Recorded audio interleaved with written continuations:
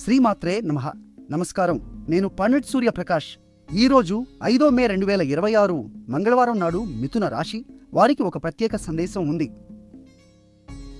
ప్రస్తుతం గురుగ్రహం అంటే జ్ఞానానికి విస్తరణకు అధిపతి అయిన బృహస్పతి మీ మొదటి భావంలో అంటే మీ వ్యక్తిత్వం ఆత్మవిశ్వాసం సూచించే స్థానంలో ఉన్నారు.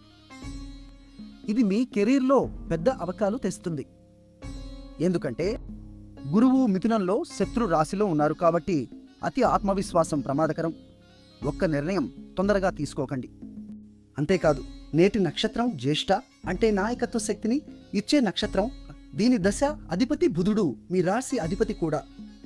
కాబట్టి మీ కమ్యూనికేషన్ నైపుణ్యాలు, వ్యాపార చర్చలు ఈరోజు చాలా బలంగా ఉంటాయి.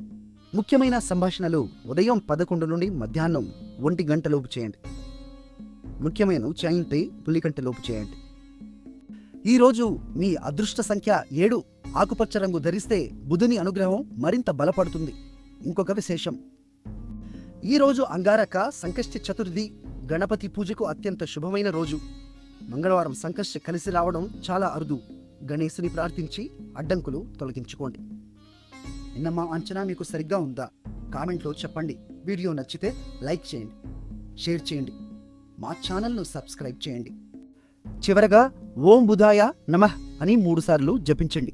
బుధుని కృప మీ మాటలకు శక్తినిస్తుంది. శుభం కలుగుగాక.